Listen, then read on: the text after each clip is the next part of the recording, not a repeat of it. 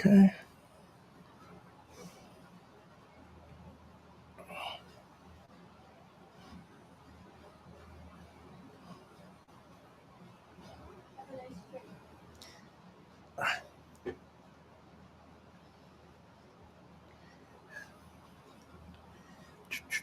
Testing 1, 2, 3. You think you know about relationships, but you're wrong. Listen, there's no magic bullet. I'm teaching life skills. You sick? You need medicine. It don't always taste good, but it'll get you better. You need this medicine. It ain't gonna always taste good, but this is what you need. Men and women, bottom line, we need to have the conversation. Your partner wants to give up control, but only if you know how to drive. This is about being the best you could ever be, whoever you are. I don't care if you're a man, a woman, LGBTQ, space aliens. I'll save anybody. I don't care. I'll teach a hedgehog how to have a threesome. What do you mean by that? Look, you don't have to listen to me, but you're wrong. Listen, I know I'm great. And I know you're thinking, Dante, there's no way I could be like you. But you could be me, you know why? Because you know who I was? Before I was me, I was you. Man, score 202. Better hear what I've got to say because you won't get it again. I'm not an alpha male. I'm not a beta male either. I'm just a better man. Now put your happiness first, because if you don't, they won't. Yo. GYBB, get your balls back. WWDD, What Would Dante Do? The Sexual Revolution being podcasted, and I'm excited. It's good to be here, good to be seen. What up?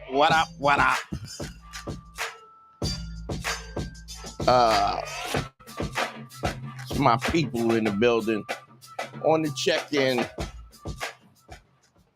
Yo, what up, y'all? People still coming in. Do me a favor. Anybody that's in the on the live, I just want to check the phones. If anybody's in the chat, give me a call. I just want to check the phone lines to see if the phone lines are oil per. The bell came in on time. I'm a little late because I'm trying to check these phones. But anybody who's in the chat, Oil or Eric, just call me on the line. I just want to test the phone lines before we set it off. If you can, just call me on the line and just make sure y'all can hear me out there and all that good stuff. All right. Somebody call in and let me know if you hear me. Yeah. Let's see. Everybody, if you hear me good, okay, that's cool. Let's check. Thank you. What's your name? Where you calling from? What's going on, Ali? How you doing, bro? Ali. All right. Okay. Thank you, brother. Thank you. Can we hold on one second. The Shay or anybody's in the chat, just make sure y'all can hear Ali on the call. I can't hear. Fuck me. All right. You hear me on YouTube? You can't. You can hear me. You can't. Okay. All right. So here's what we're gonna do. Can't hear you. All right. Let's try this instead. I'm gonna put another. I'm gonna put another number up. When the number comes up, is it up? Shit. No. Hold on. I'm gonna put another number in the. I have a separate number that I'm gonna put up, and we're gonna try and see if we can get that one to work. Ali, thank you, bro. You know what, Ali? You got me right now, right? Do me a favor. Can you call me at this number 917 703 703.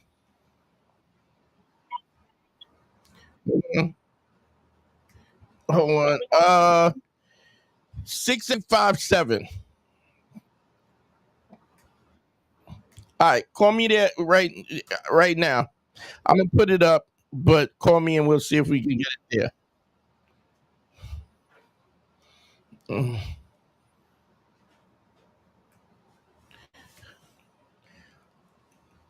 I got a backup number, y'all, just because we had problems last night and I haven't been able to figure it out. So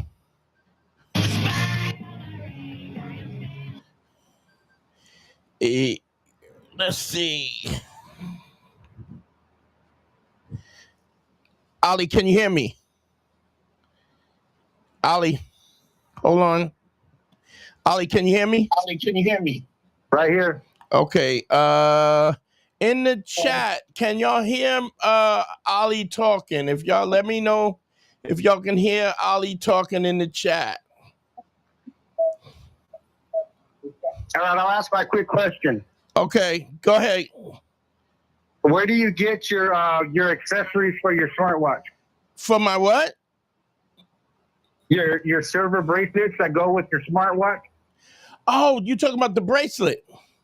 Yeah, I've been asking you that for like 4 months. Oh dog. man, I'm sorry. I must have missed it. So the go on Amazon. It actually is a Leatherman. It's a Leatherman bracelet, right? And once you get the bracelet, you have to look for the iPhone adapter. Okay. Okay. And then you have to you put it together. So you know how the iPhone, the little sliver thing slide into the Apple Watch. Right. You slide them in, and then you attach it to the bracelet. The bracelet is a Leatherman. It's actually a tool, so you can check that out. Okay. So do I go on Amazon, I type in Leatherman bracelet, utility bracelet or tool bracelet, it'll come up. And then you have to also get the adapter, Apple Watch adapter. Okay. Okay? Wow. Brother, thank you for helping. Man. Thank you for all you give us, man. Thank you for helping with the phones, man. I've been having a rough time. So I'm gonna post the new number up right now. And then we'll be able to. Ali, thanks for calling. I really appreciate you, man. All right, holla. Holla. All right, so let me put this other number up for y'all so you know how to call in, and then we'll test it again. I don't know why this number is not working, but it's okay. We getting there. If I tell you how bad I was with technology when I first started doing this from home, well, I don't have to tell y'all. Most of y'all been listening to me and watching me screw up the whole time, so I guess I don't have to tell you. Y'all know. There's a lot of y'all be screaming at me in the comments. 6857. Okay. Let's see how that works. Bam. Let's put this at the top. Bam. All right. All right. Somebody call me on that number. Let's make sure we got it right. Somebody in the chat, call me on that number. Let's make sure we good to go. First and foremost, got to shout. Big shouts to you know I got to shout out to my man Xavier. Xavier sent me the $10. Thank you, Xavier. You always on it, baby. You one of the most credible dudes I ever met. You don't never not take care of a motherfucker. You listen and you always look out and look to support. I can't tell you how much I appreciate that. Let's see. We got a call. Dante, it's Theo, man. You're working. Yo, what up, Theo? Can you hear me? Y'all can hear me out on YouTube. Let me get in the comments real quick. If y'all can hear me, give me a thumbs up on the comments. Let's make sure. Give me a thumbs up on the comments, fellas. Want me to count for them? Yeah. If you can. Count down from 10. 10, 9, 8, 7, 6, 5, 4, 3, 2, 1. All right. Anybody? Let me get a thumbs up. Yeah, everybody got them. Theo, thank you for calling, man. I appreciate you, brother. You know that. Got you, man. How you been? How you been anyway? Amazing. It's no way I can put it, man. All right, man. God, so then I guess you on it. I know you had a little fall off or whatever, but I appreciate you, bro. Hearing that's everything, man. Yeah. Wait, I got a shout out. Big shout to Robinson. Sent me $105 on the Cash App. Thank you so much. Appreciate that. $105 on the Cash App. I gotta get a bomb for that. God damn. Thank you. But you know where we are. You got any questions before you go? Since you helped me out, Theo? Not at all. All right, brother. Thank you. All right. Got you. All right. So the number's up. 917-703-6857. I appreciate y'all coming in. Let's get into it, man. I definitely I'm gonna be out we'll be going live on Tuesday, but after that I'm heading out to England. So anybody that's listening in England, I'll be doing comedy out there and going spending some time with my son. My little man is got another birthday coming, so I'm gonna be rocking with that. I appreciate it. Anybody that's out in England, hit me up on the Instagram on the Dante Nero. Follow me, and anybody who's listening, please follow me on Instagram. Follow me on as well as YouTube. I saw somebody kicked it in and said, "Big shout, $5 on the Cash App from Theo Wells."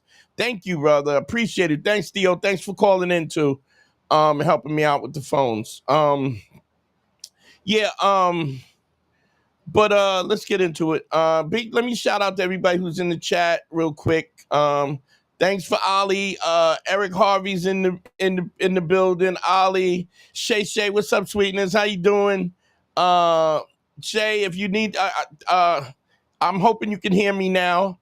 Jabriel, what's up? Caro, what's up? The great Stan Powerful Xavier. I like that. When you change your name, Xavier. Raven, what's up?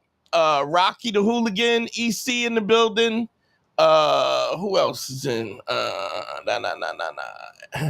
Badman, YSC. EC, sounds good. Don't send me on the super chat, Ollie. Send it on Cash App. It's better for me, if you can. But yo, it's good to be here, good to be seen, good to be heard. Let me put the other banner up. Okay. Let me change that number too, since we we're a little in the I gotta change that number up. So yeah. Wait, let me see. Let's put that number up. I'll put it in the roving chat. Let's see. Edit that. There's a couple of things I wanted to talk about before we go. Always, I try to be anonymous when I talk about the consultations and stuff, but I also like talking about the stuff because I think what happens a lot of times is everybody has these real world problems. And when it comes to these real world problems, everybody thinks that their situation is just them, that they're the only ones going through it. And one of the things, if you listen to the show, and especially if you're in the chat, if you're in the chat, talking and creating that camaraderie with the people in the chat, what you'll find is that more over than not, the things that you think you're going through by yourself, you're not. Everybody's going through the same things or a version of it, or they have a friend that's going through it. And I think that is the crazy thing about things. It's like everybody, and this is something, and I get in a little trouble like this because sometimes I speak in absolutes, but I think we all know that there's no such thing as absolutes. And so, a lot of times you'll be online and somebody will be saying some nonsense about, or you'll have some woman to be like, I'm a queen. Everybody thinks they're different. And the problem with it is that most of us are not different. I mean, I'm not saying that there's not elements of what we do that's different. We all don't do the exact same thing. But understand this, there's a field of study called behavioral psychology. And what is behavioral psychology? It's basically the study of human behavior. And the fact that there is a study of human behavior clearly says that we do the same things. And when I say that about women, a lot of times women get upset about it. But when I'm saying it about men also. I mean, how many times in the chat have we and don't forget to send me some money. What's up, Indira? $1,000 of baby oil in the building. What's going on? Who else is here? But I think what we end up doing this thing where everybody wants to be perceived as we're so different, and we're not. I mean, how many times you and me, baby, nothing but mammals. You right. And I'm not saying that we can't make changes and do different things, and that everybody's situation is nobody's unique, because that's not true either. I mean, we do different things, but I'm saying overall, as human beings, we're all mammals, like Indira said. It's we respond to the stimulus in the same way, and so over and over again, we're going to find ourselves making the same mistakes. How many times? How many times have guys called in, right? Had questions, right? Indira, you lost somebody? Indira, who passed away? If you can put it in the chat, I'm really sorry. I'm seeing that somebody said sending you condolences. I'm hoping you're okay. And my condolences, I don't know who it is, but if you put it in the chat, I'll definitely want to give you a shout out. I don't know if a shout out is the best way to say it, but we're all family and we got to support each other. But what I was saying is that over and over again we do the same things. Hold on.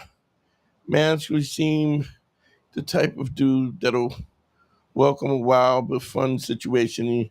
Lady, correct me if I'm wrong. No, you're right. You're right. I like a little wild style. I definitely like a little wild style. That's my thing. But I'm also goofy. Like, I like just laying up in the bed watching TV. And, that's always a cool situation. But Indira, I don't know who you lost, but I just want to just look at you real quick and say my sincerest condolences. I don't know how they know or whatever they know, but I'm seeing it in the comments, and I hope you're okay. Let me just say something really quick about that. I want to back off my trend of thought, because I think that there's something that I think helps whenever we lose somebody. And the fact is that you got to show up. Like when people are alive, when people are around, you got to show up. And what I mean by that is if you put it off, if you don't make that call to see how people are doing, if you don't visit, you don't things, and then what happens is when the person lost, when you have that loss, what happens is you have these regrets about what you didn't do when you could have, if that makes sense. And so what you want to do is show up. Now, it's if you show up, understand something. Nobody gets out of this life alive. We all come to some point where we're gonna leave this life, and understand it is finite. And I don't know what your I don't know Dante's IT department. Thank you, bro. So he changed his name to Dante's ID department. Thank you, bro. But and simply deep, I'm gonna get to your question in 1 second. But understand something, you have to show up. Because if you don't show up, that's where the regrets come in. The regrets always come in the fact that you didn't show up and you have these regrets. But if you showed up, understand something, everybody, and I mean everybody, nobody gets out of this life alive. We all end up with some level of demise where we're not going to be alive, and we will be unalived at some point in time. We pass on. And understand something, all you have is the time that you have. And if you thought that somebody was important enough to grieve after they're gone, then they should be important enough to spend time and energy with them when they're alive. Now, don't get me wrong, I'm also, I don't know, some people might call me an asshole, but if I didn't fuck with you when you was alive, I don't give a shit about you when you're dead, surely. So I think what happens is a lot of times people want to, they feel as though there's the agency is watching over, and people think that they should be acting in a certain way. And because they think they should be acting in a certain, when people pass away, I'm not going to get into who it was, but somebody passed away in the comedy community years ago, and the dude was an asshole to me. And to this day, I used to have a dinner. I used to have a dinner with people who he disrespected. He was one of the older comedians. I'm not going to get into it. But if y'all want, you can look him up. His name is Todd Lynn. The worst human being that I ever met in my life. Just a horrible, horrible human being. He was disrespectful to comics. He hurt people's careers. And when he passed away, not only did I not give a fuck, but I had a dinner where the people who he was so disrespectful to, we used to meet every year and go out to dinner. I know that sounds harsh, but I don't really care, because it's about keeping it 100, And to this day, we haven't been out. I mean, he's passed away many years now, probably 15 years. So we don't do the dinner anymore, but we do text each other and say happy anniversary to Todd Lynn's death. And we text each other, hey, I'm gonna go get an ice cream today or something like that.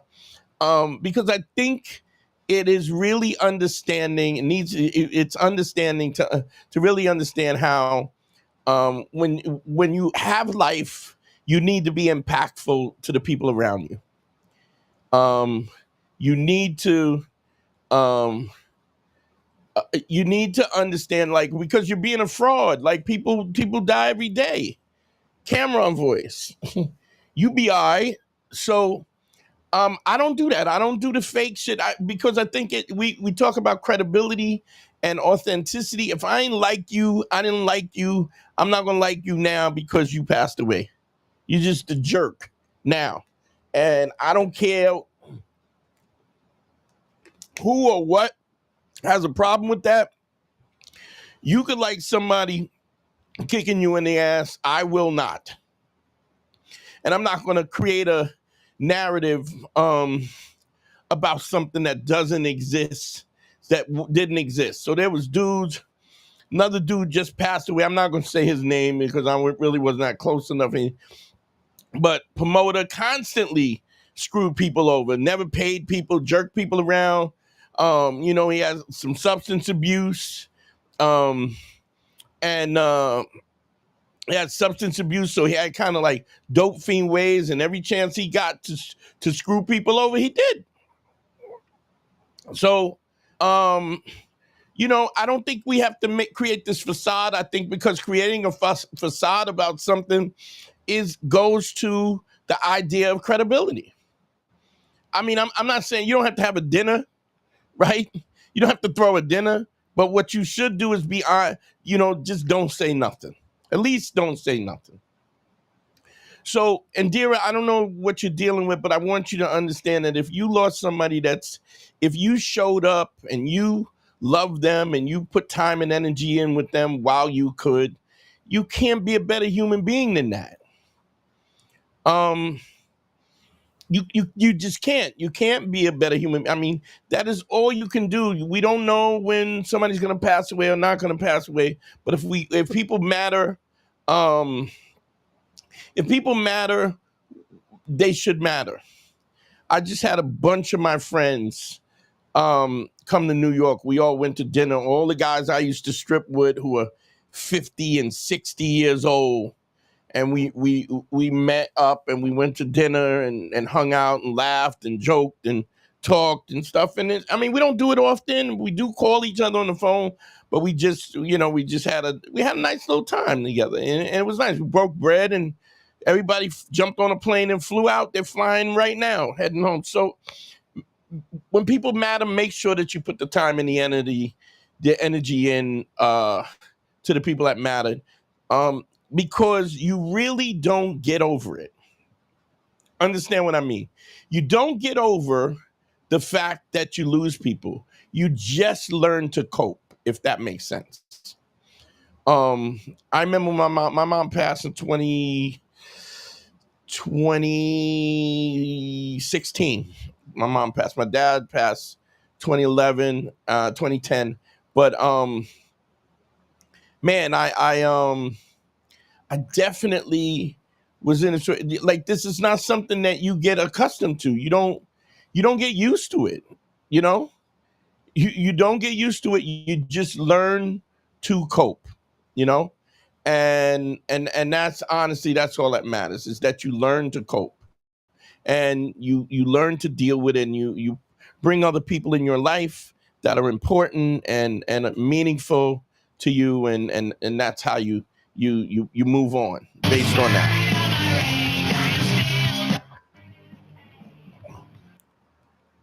So there's that.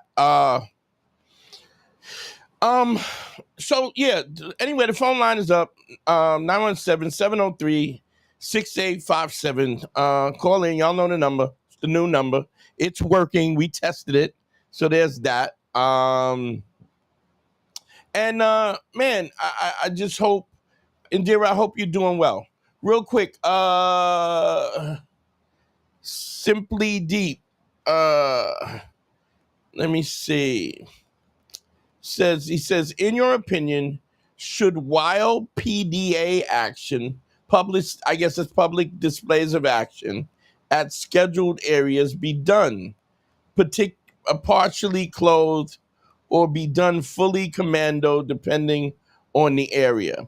Look, listen, here's what I would say to that. I don't think that we should ever be in a situation where you don't want to be put in a situation where you get a charge because of the fact that you ain't doing the right thing. But I will say this. I am totally okay with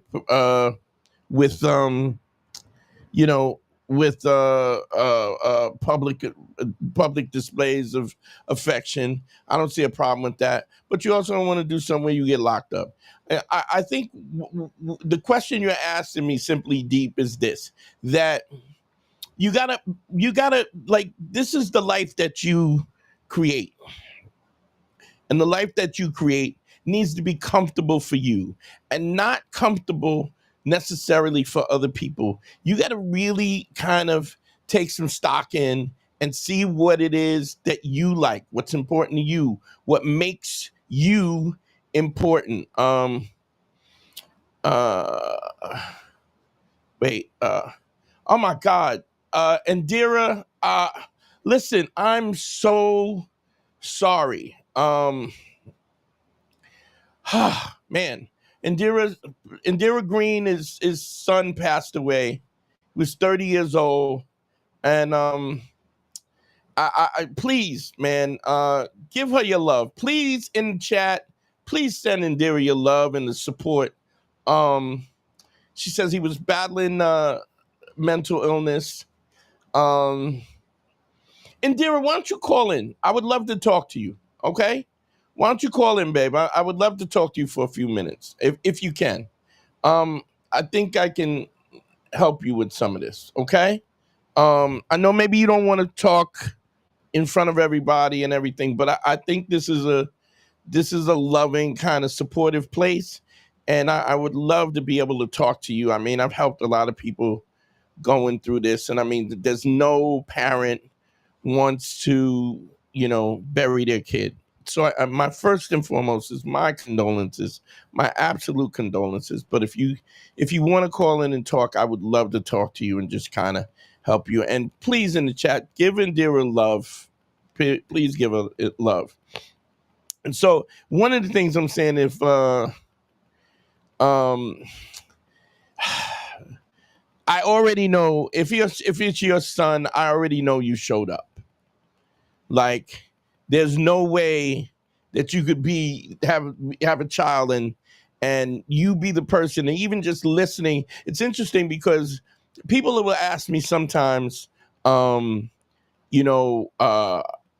people would like when I tell people I do live consultations and stuff like that, they will say, well, who's screen? I'm doing all this technical stuff on my own, by myself. Clearly, y'all know because y'all have shitted on me several times because I be botching it sometimes. But understand something, and people have said, well, and people have always asked me, who screens the calls? We don't screen the calls. I'm here for the smoke. If somebody wants to give me the smoke, but we don't get people to somewhere. We don't get people to hold on one sec. Nero, please put the motherfucking phone. Bruce, what up, baby? How you doing, brother?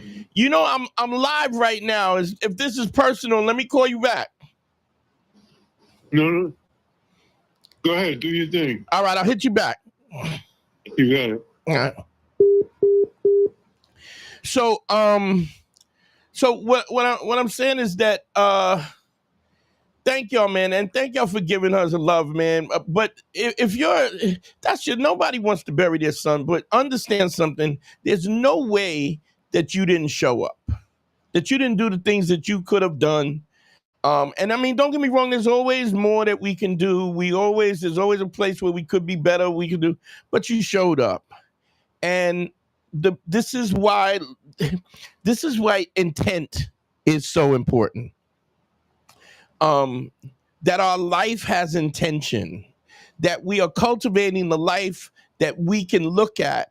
So when our time comes and it's time, when it's time to close our eyes on our own chapter, we don't have these regrets where we're looking back. I should have did this. I should have did that. I should have worked on myself. I could have did better. I could have showed up for the people I love. And this is why it's important. It's so you can have some level of satisfaction in your life, some kind of joy. I'm not saying like, so you look at a situation where there's no mother that ends up burying their own child, right? Is like, this is not something you set up for. But without a doubt, you gotta, it doesn't get, it doesn't, like, it's not something you can fix. You can only lead to adjust. Like, for instance, I always look at a death as, it's almost like an amputation. Like if you lose an arm, that doesn't grow. It doesn't grow back. You just learn how to cope. You learn how to move on. You learn how to pour juice differently. You learn how to play spades differently. You learn how to play cards. You learn how to walk, like you learn how to adjust. But this is the trials and tribulations of living. And Indira, I just want to send you all the love and concern and the good vibes to you, and honestly, I totally get if you don't want to talk, but I want you to know, I'm here. I'm here if you need to talk. And I'm looking at the at the chat, and the love is flowing. Um, Simply deep. We do have a Discord. I really haven't figured that technical stuff out. Um, I'll probably check with Dante's IT department in the chat and see if we can work that out. But I absolutely just want to say, Indira, all my love to you, and all my concern and my compassion, and I'm just so very, very sorry. Brian, thank you for that. And I want you to, Brian said, let me put this up real quick. Brian said, from someone who almost did take their own life, you probably did the best you could. It's an internal thing. You're right. You're right. And Brian, I'm glad you're here and you're with us so that you can be in a situation where you understand, and the experiences that you have, that you can pass it on to people. Man, I'll tell you the thing that got me when I first started doing consultations. Man, and there you getting love from Singapore. That's great. Man,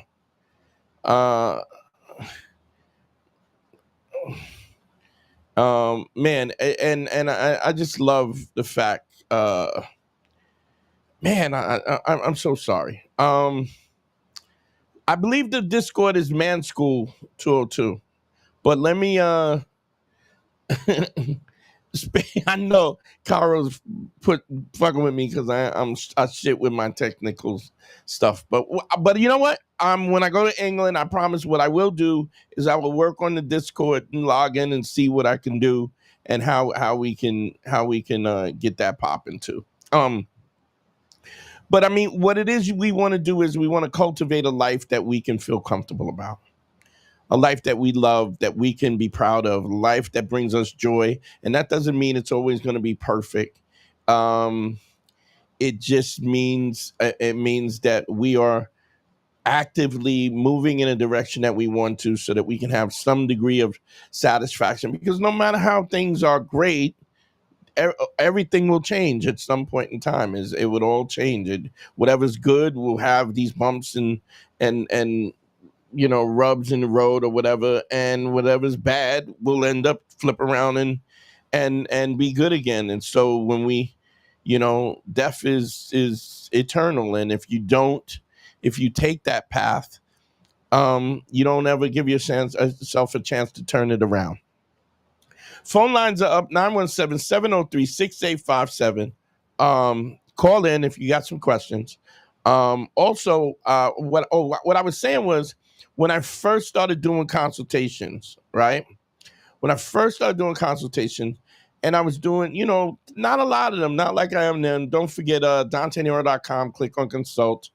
The phone line is up. Let me just put that up real quick. Y'all know what it is. One-on-one consultations, DanteNero.com. Click on consult and you can get me. Phone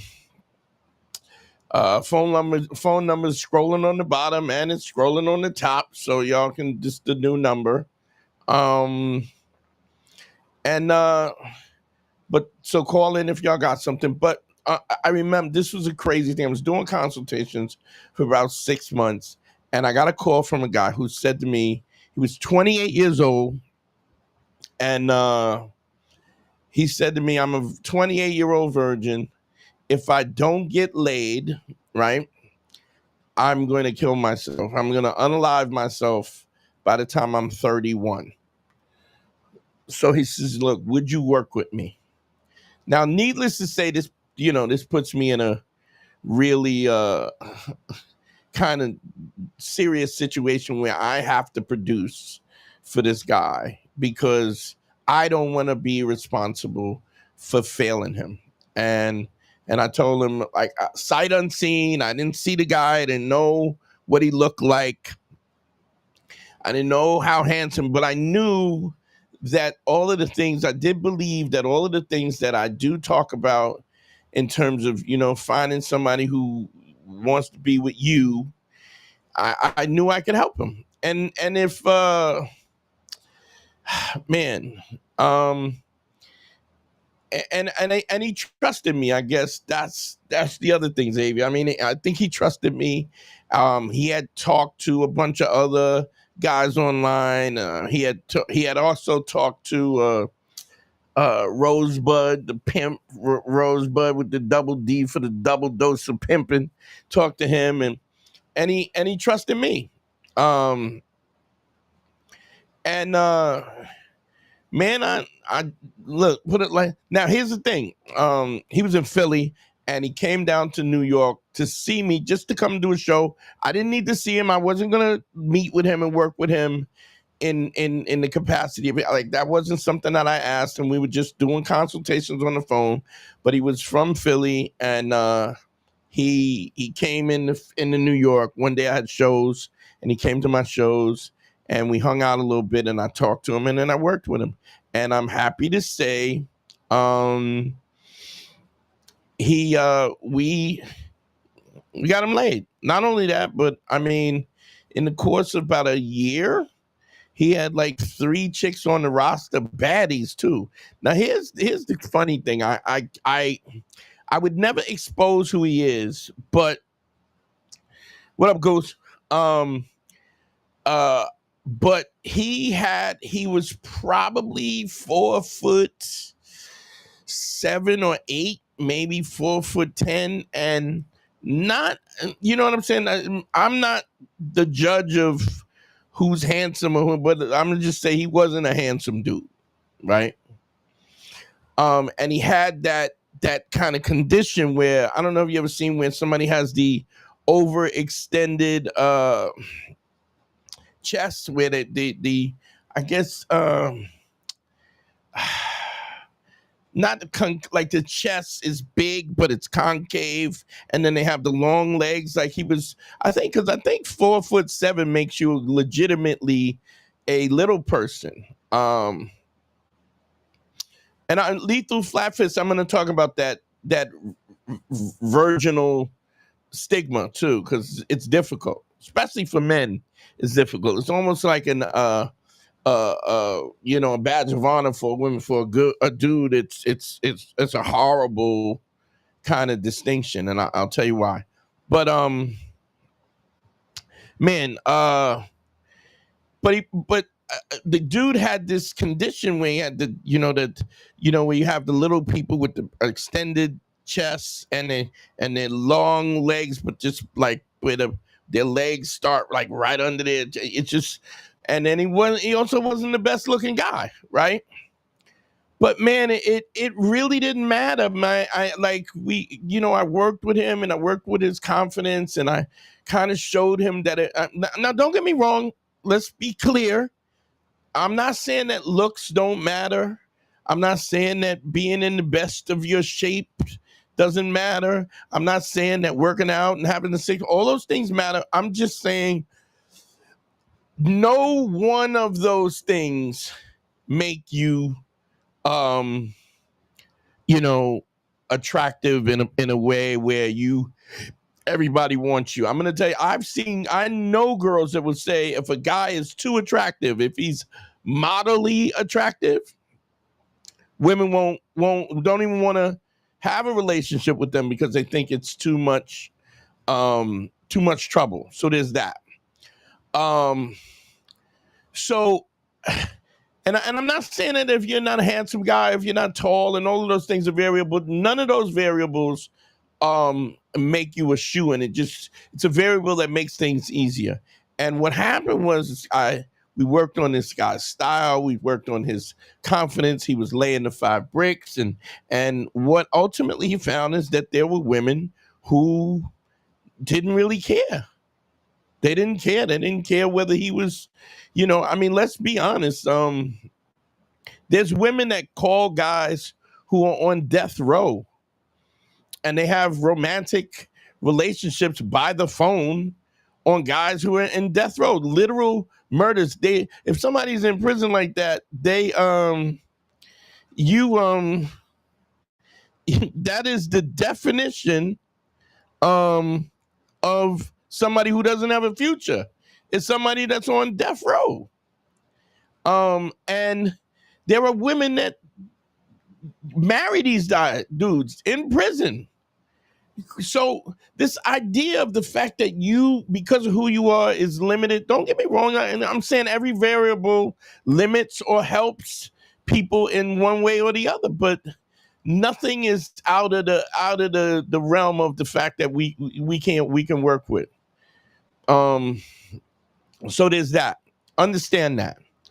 And he laid the 5 bricks, consistently laid the 5 bricks. In fact, he was laying the 5 bricks so often and so frequently that he was, watching him work was crazy to see him, actually get to the point where he was, like this viable entity, right? He moved out, got his own place. He was a graphic designer. His business took up, and just everything. And I haven't spoke to him in years, and I mean that's kind of what happens.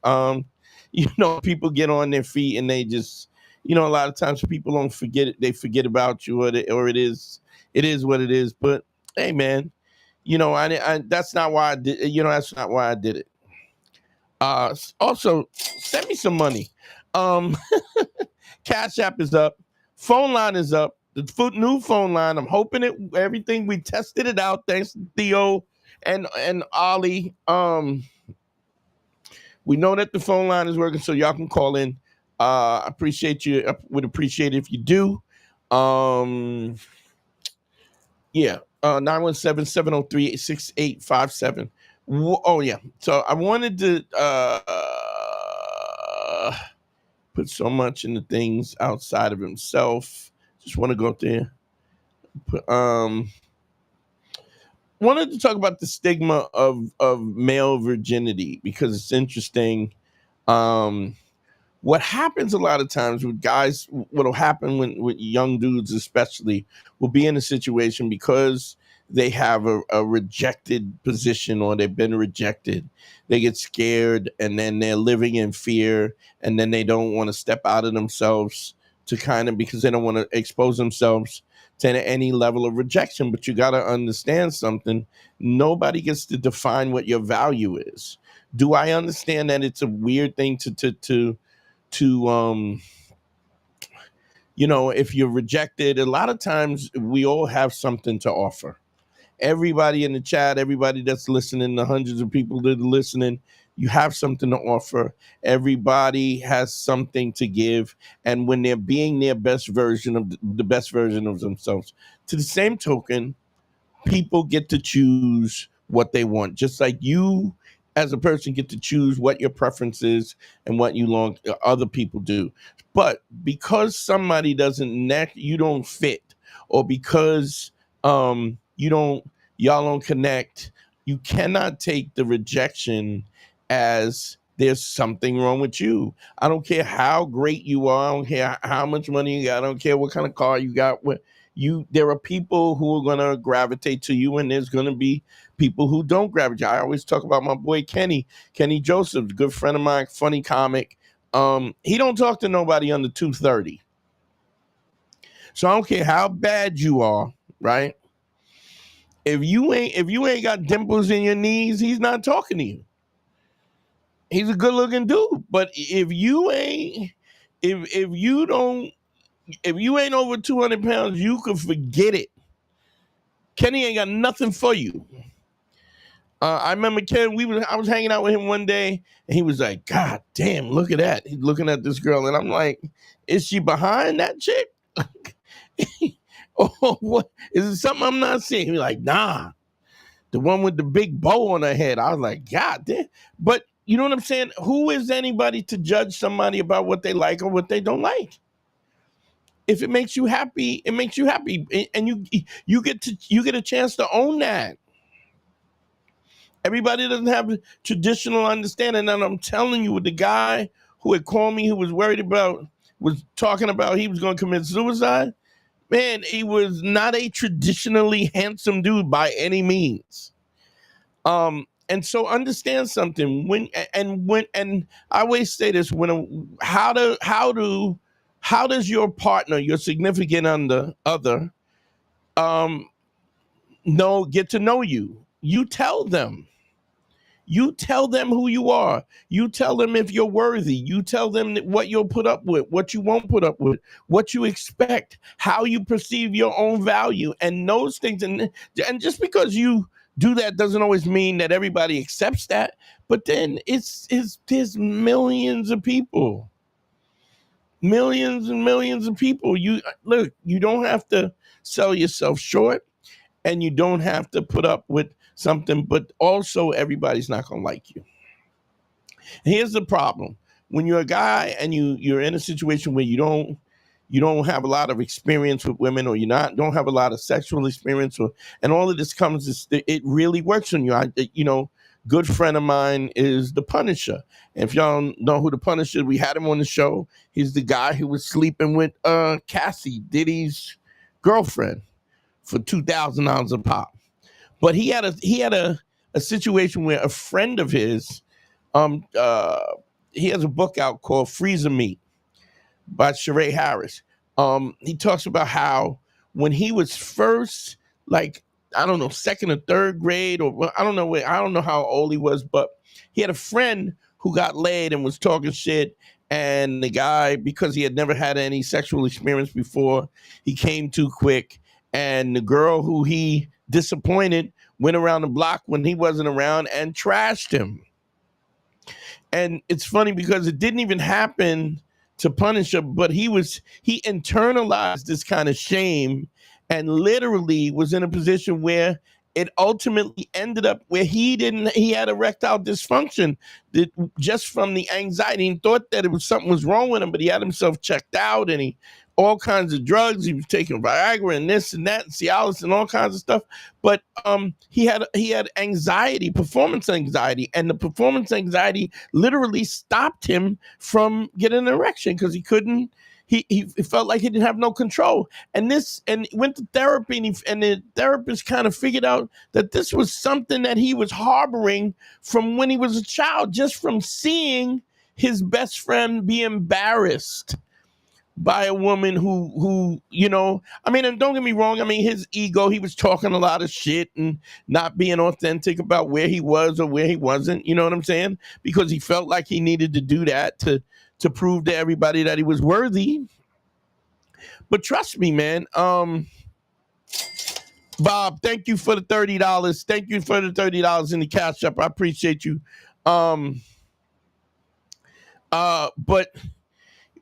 But because of that, he carried that. And this was a guy who was literally getting paid to sleep with women, thousands of dollars. So you know what I'm saying? I always say, like, this goes deep seated. Doesn't matter what the appearance is. People have these weaknesses, and if they don't figure them out and figure out how to cope with them, it doesn't change for them. It doesn't get better. So a lot of times, if you don't have sexual experience, and then what's happening, because women have access to men at a much higher rate, even the less attractive women, you can give up some ass. That's not hard to do. So what happens is they don't deal with that kind of rejection on the front end. But as they get older, they deal with that rejection where they're older and they haven't developed a personality, or they've been living off of their looks or something. And then when they start to get older and they're not this little spry little young thing that everybody's trying to smash, it changes. And then people go, well, yeah, you ain't as pretty as you were. And so I'm not willing to put up with what you will, because you don't have a personality. So that happens too. But it happens to young men on the beginning end. So now what happens is, because you don't have any sexual experience, you meet somebody that you want, you don't have any sexual experience. And so now you have this anxiety because you don't want to fail. And it literally creeps into your thinking to the point where you can't even perform. I can't tell you how many times I've had this situation where, because somebody likes somebody more than normal, or was in a situation where they didn't think that they were valid, or they didn't think they were viable or deserving of the person that they're with, had approach anxiety and was just worried about not performing, not being able to hold the erection, even if they were, either they didn't want to come too fast, or I don't know if I go down good enough, I don't know if I move well enough. This is a whole, and so, but once you're dealing with yourself in an honest situation, it changes, and then it also gives somebody the opportunity where there's not where you're not like the Punisher's best friend put on a facade about who he said he was, and then he failed. And so when she trashed him, I mean, part of it, I mean, maybe she was a horrible human being, but maybe she was upset because of the fact that he said he was this and he said he was that, and he wasn't. So, keep that in mind. Let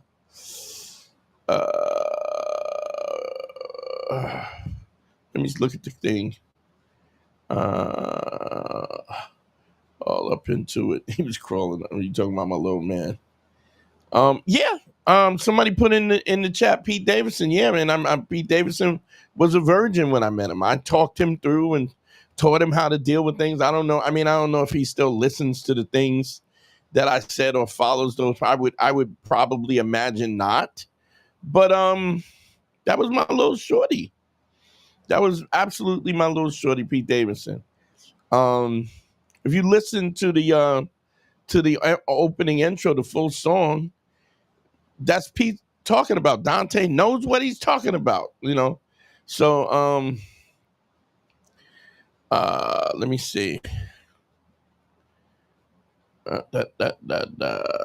Coming quick. Thing is goofy and it causes his doer person to be smoking. It's a compliment. Yeah, I don't know. I mean, it depends. It depends. He's saying if you come too quick, it means that the girl is bad. Yeah, sometimes a chick don't want to hear that. But we put, the point is that we put all of these things. We always put these levels of this level, this bar. We set the bar for ourselves, and then if we don't hit that bar, then we don't feel as if we're viable. Yeah, Carol's put in Sneeko. Yeah, Sneeko was my man. And Dira said that's not a compliment. Sneeko was my man, and Sneeko used to call me all the time anytime he had problems with girls and stuff like that. But I also kind of I can't say I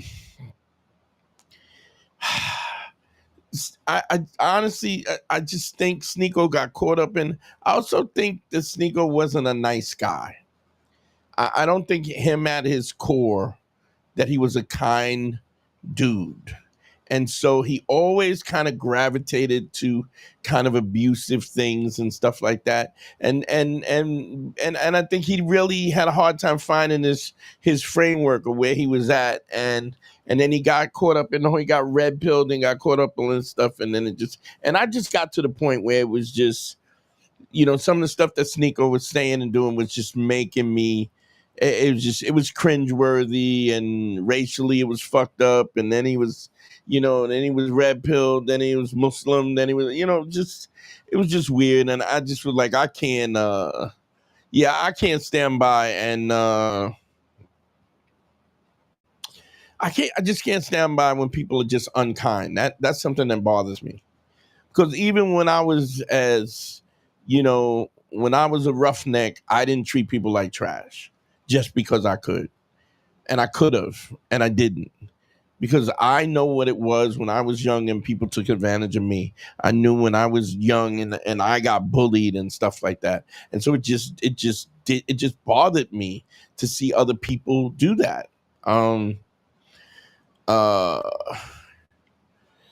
Yeah, and when you see somebody that they, like a guy like Sneeko is a guy who changes, and then you're hanging out with Kanye and he's a fucking douchebag, and it's just like people are lost, and then they think money and prestige and clicks and follows and all of this that validates you as a human being, and it's just it's just not that. I mean, don't get me wrong, those things. I mean, I wish I had more followers, I had more views and stuff, but I'm just not willing to sacrifice my personal integrity in order to get that. So I'm hoping that you guys spread the word, talk about me, send it to friends, tell people, if you're online, you're live right now, send this to somebody.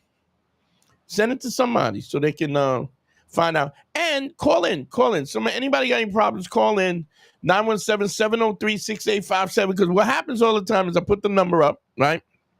And then nobody calls. And then the half hour when I'm trying to get off, everybody starts calling in like crazy. So if y'all got something, Tracy Morgan to Pete Davidson, Sneeko, the list, Chris Stefano, the list goes on and on and on. But you don't help people because you're looking for something, in return. You do it because it's the nature. And I honestly couldn't. Okay. Let me see. I asked a question. Let me put this up.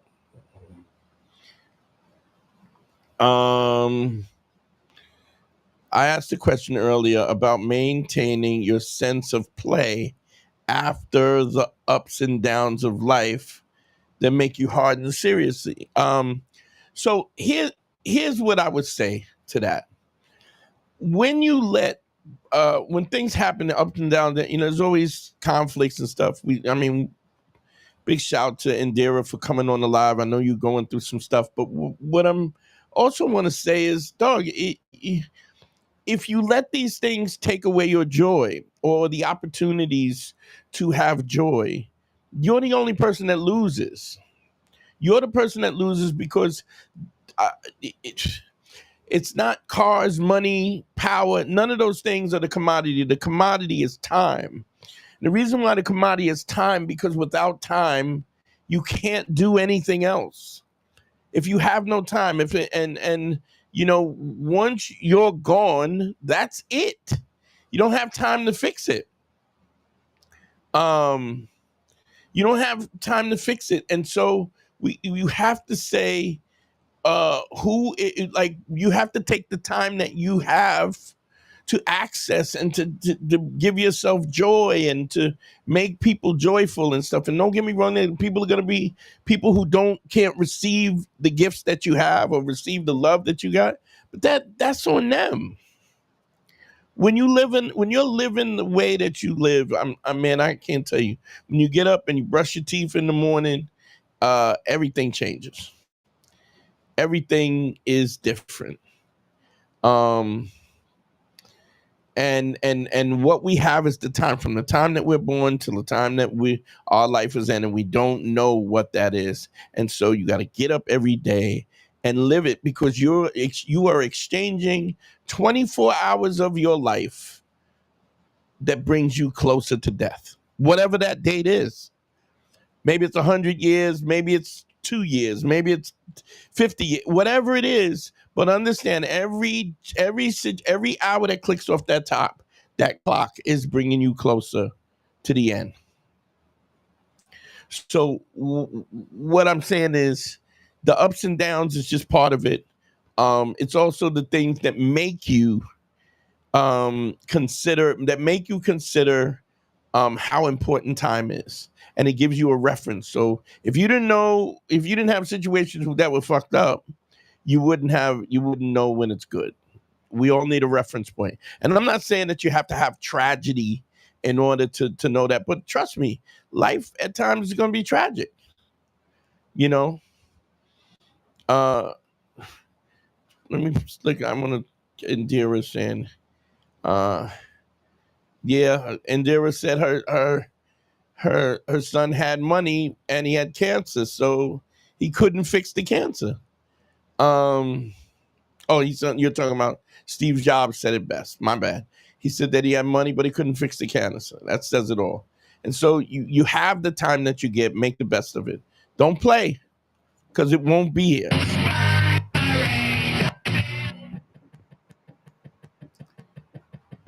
Hello? Hello? Hello? Hey, what's up? What's up? Who am I talking to? Hey, it's Kevin. What up, Kev? How can I help you, bro? What's up, man? Well, one, get the advice from the last show, making me realize that women liking you, liking women because they like you, that makes a lot of sense.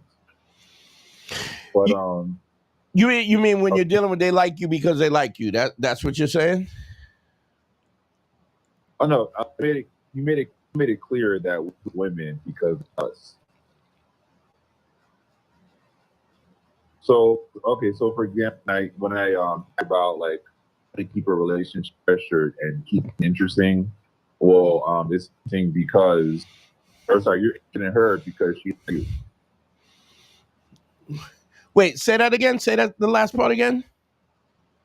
Her interest in women is because of us, is what we're saying. Yeah, the interest in women. Wait, one more time. I couldn't really hear it. It's okay.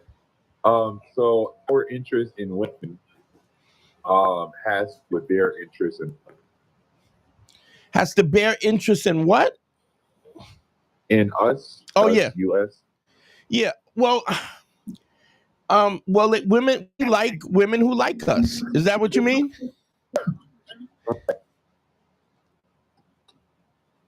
Is that what you mean? Yeah. So I might date. Yeah, we like. What do you like most about a woman? Is her taste in men. You know, we like her because she likes us. You know, that starts. I mean, because if you meet somebody and you're attracted to them or something, but they don't like you. But when you get a woman and she's laughing at your jokes and she finds you interesting and finds you intriguing, we like them more. Mm-hmm. You know. Right. So it's kind of a symbiotic situation. The problem is sometimes that we can overlook the fact that maybe the person that likes us might not even be what we want in the first place. Mm-hmm. I can't tell you how many times I've talked to guys who will, oh, man, I'm having problems with my girl and then we're breaking up and and I love her, but and then what I do is, what's an interesting thing is I'll ask them, well, what do you love about her? Oh man, like we've been through a lot of then they'll give me all of these different answers of why they love her. And what I realize is, here's the thing: if you a New England fan, or if you a a Lakers fan, all right, and I ask you why you like the Lakers, it's interesting how men can be so clear about what it is they like about the Lakers. Man, they're the best in defense. I love this play. I love that play. You know what I'm saying? You can give specifics, and those specifics are so clear. But then when somebody says, when I ask you, why do you love your girl, and you can't even articulate it, it's probably that you can't articulate it because you don't. And it's not that you're not attached to them. It's not that you don't find your situation with them habitual. It's the fact that you've gotten so accustomed to the situation that you don't know what it is to not be in that situation. Does that make sense? That makes sense. And then so when you can't articulate it, or here's the other thing, a lot of times you can articulate what you fell in love with in the first place, and then in the last 6 months to a year or 2 years, it hasn't been that. Like those things have changed. And understand something, people change, people outgrow each other. The problem is when we don't have options and we can't walk away from some situation that's not the best for us, or if somebody doesn't think that you're important enough to make adjustments for, and to adjust and to communicate, then the relationship will ultimately go in the toilet. It's just what it is. We work at what we work at. You know what I mean? And nothing worth anything is easy. It's funny. I just had all my boys, you know, guys who I've known for 30 years, guys who I were running around stripping with and had orgies with and threesomes and all kinds of stuff. You know, these are all grown men and have grandchildren and stuff like that. And we all met up and they came to my show, right? And, you know, they want to be supportive because, you know, they've known me for some, but I don't need their support because I'm nice. I'm nice with this shit. Like I've been doing comedy for 24 years. I'm great at it. So it's nice that they want to support, but I don't need your support because I'm dope and I know I'm dope because I put the work in, you know? And Okay. and in the light of that, it's weird because it's funny how they're, you know, like afterwards, you know, unsolicited, you know, I got texting, man, you were amazing. Like you were really good at this. And yeah, because they're so accustomed to people disappoint saying that I'm this, I'm that. And the thing is, I didn't even say I was this. I just got on that stage and do what I do because I love doing it, you know? So there's an interesting thing about that. It's when you put the confidence comes from the work that you put in. And when you're really putting the work in, there's no denial about what your value is. And you get to know what you should put up with and what you can't put up with, if that makes sense. No, that makes perfect sense. You know, go ahead. I don't want to interrupt. You go ahead. Talk. With that in mind, so my question is, so with that be the case, women, we like women like us. How do what when it comes to like making friends or just making in general? Making friends? Yeah. You mean male friends, female friends, or what? Both. Well, here's the thing. This is like it's so. I mean, I even the way you speak to me, you know, you've been listening. I can tell you've been listening. And laying the 5 bricks is kind of the thing. I think that is the key to everything. I even now here's a situation. I even lay bricks when it comes to men, not in a way, in a romantic way, but if I see a dude, like one of the things I wish I could do is I wish I could grow a beard. I can't grow a beard, but if I see somebody and they got a dope beard, I go, man, your beard is killing me. I'm jealous. You know what I'm saying? And I'll say that. And the dude will thank you and say, what's up? Yo, thanks, man. I appreciate it. But you know what I'm saying? Because, but the confidence in yourself and the confidence, the fact that you're just telling people that you see them. Like, if you think about how often do we walk past people and we don't see each other or we don't feel seen, you know? So, it's an amazing thing that once you start laying the 5 bricks and you're doing it with women, you start to understand that it's not really yes, it is a woman thing, but it is really a human thing first. So when we open ourselves and we approach people with sincerity and credibility and empathy, you will be surprised at how easily it makes people to because people are afraid. They're afraid to be rejected, and having those conversations makes you accessible. Okay.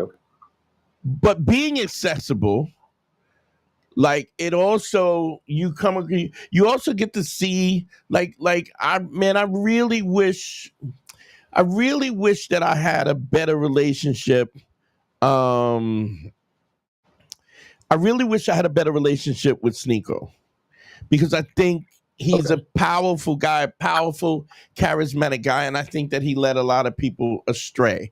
And I wish that I could have been a part of his instead of Andrew Tate, but you know, he had access to those dudes. He had access to Fresh and Fit and those knuckleheads. And so, you know what I'm saying? It's interesting how people who are you know, have large followings or just because they're the loudest voice or for some reason things click for them, they have access to people that really do them a detriment, you know? But I also realized he just really, you know, you get to see he really wasn't a good dude. Do you know what I mean? It just there were things that he did that I just thought was just not. It's just not you can't be a good dude and do that.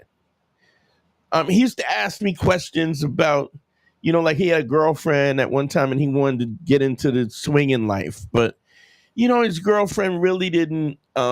She wasn't really into it, and he kind of. It's just like, where's the empathy in what you're saying? You're saying hurtful and mean things, and because you have power over people, it creates arrogancy, and that arrogancy, and but you end up being a dickhead though, and you end up on the back end knowing that that's what people think about you.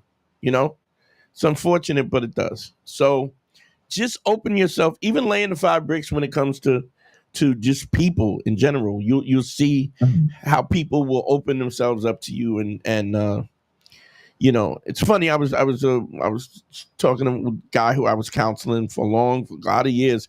He was like, "Man, people give you free shit."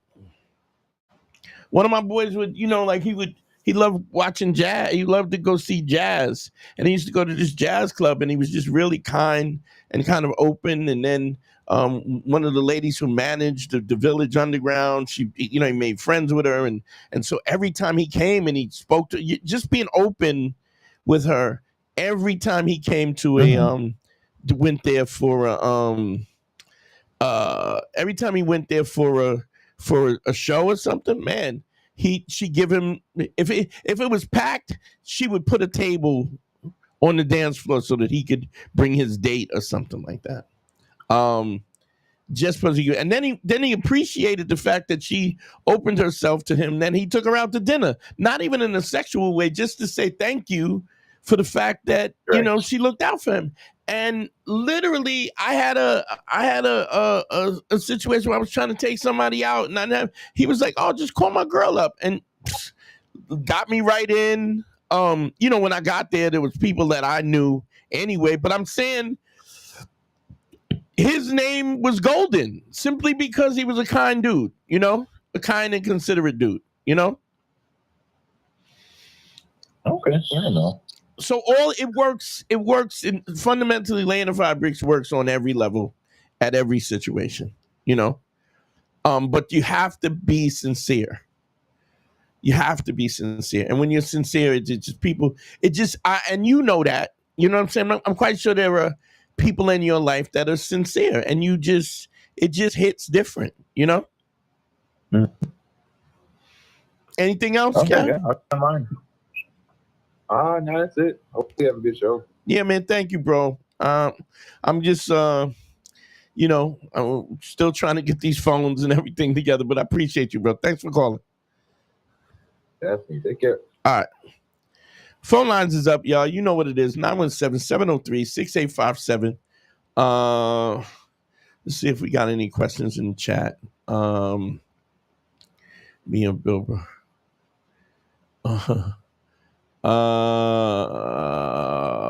Audio keeps cutting. Yeah, his phone call was a little weird, but I don't think that's a problem.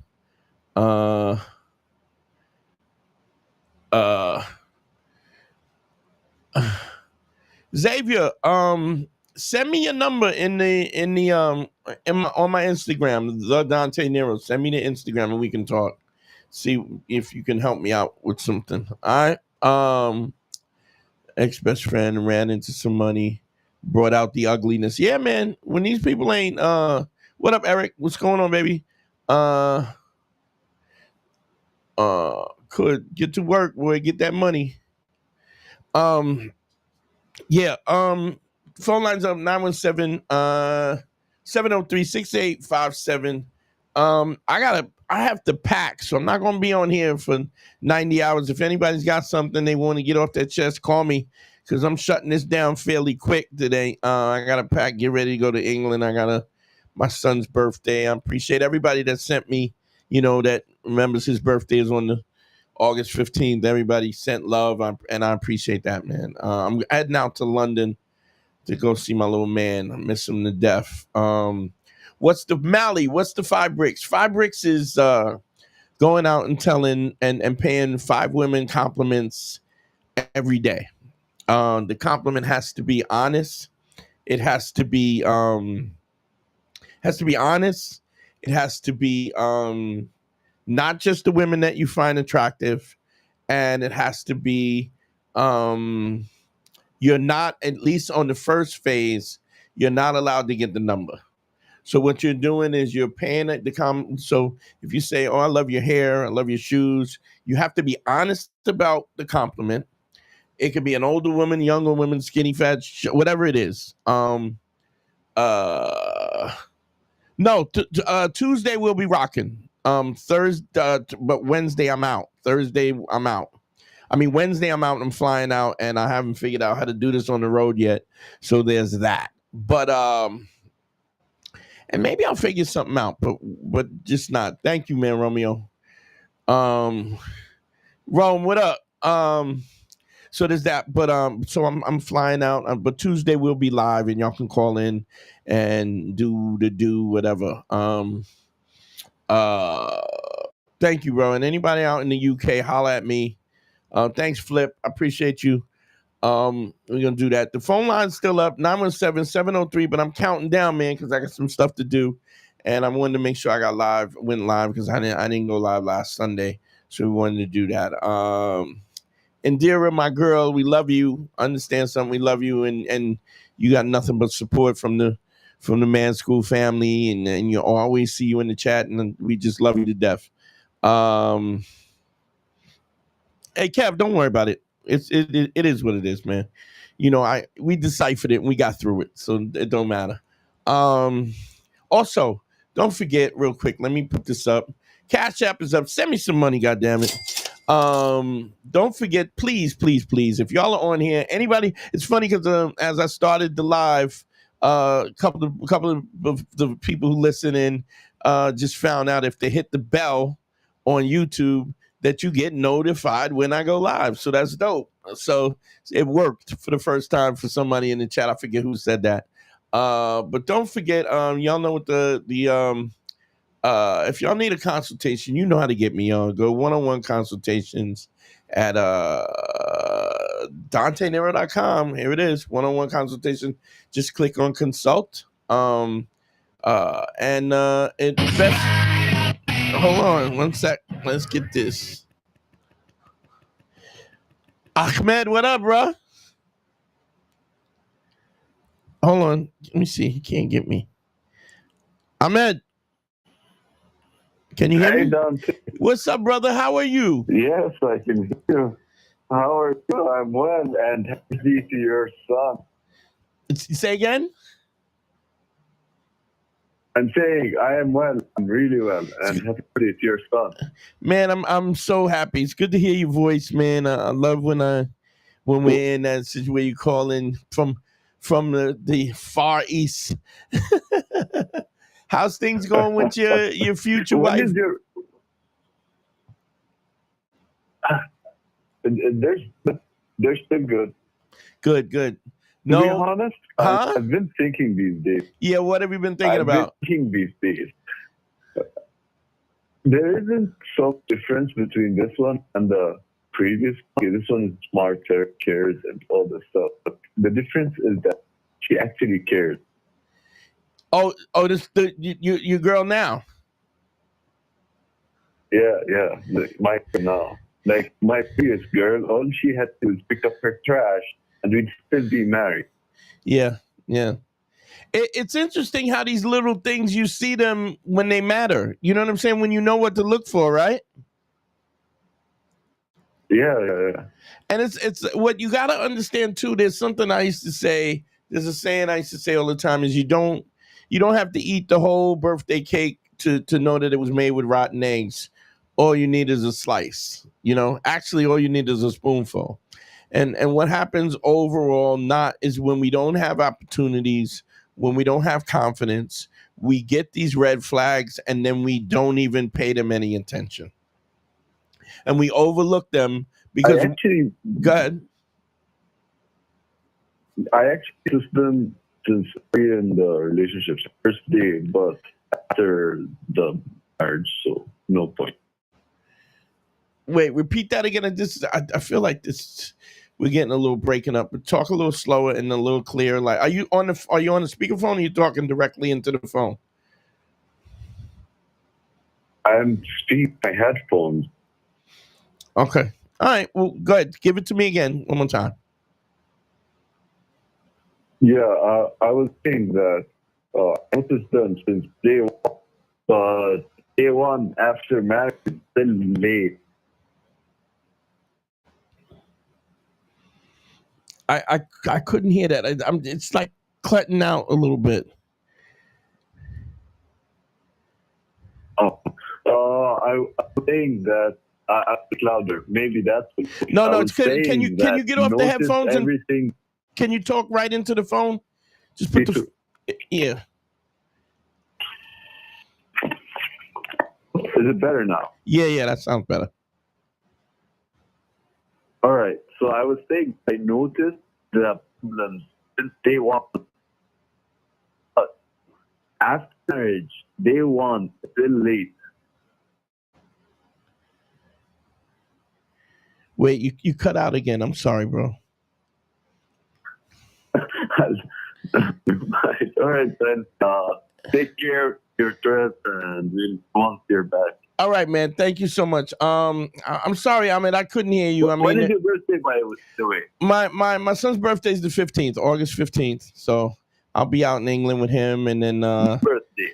Mine is May 13th. May 13th. All right. Yeah. Enjoy. Thank you, brother. I appreciate you. Yeah, the phones are kind of acting up a little bit. Cash App, send me some money. Real quick.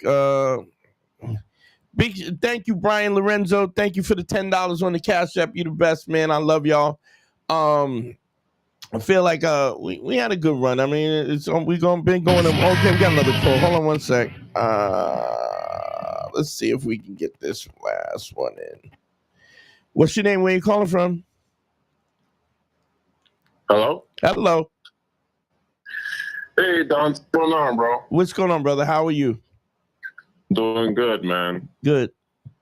How can I help you, bro? So, sorry for interrupting you. No. So, I've been practicing the leg on the 5 bricks. Yeah. I was there, right? Yeah. Mine entails, what was it, delivery driver? Yeah. So, I'm constantly always like into people and stuff like that. That gives me the opportunity to be able to, pay my compliments, regardless if it's a woman or a guy. Yeah. So my question to you is, I've been paying the compliments, but then, if I find a woman attractive, like the other day, I found this girl really attractive, and I tried the direct approach. I told her, hey, I find you very attractive. Are you free this weekend, either on Sunday? I'd love to take you out. Her response was, I'm good.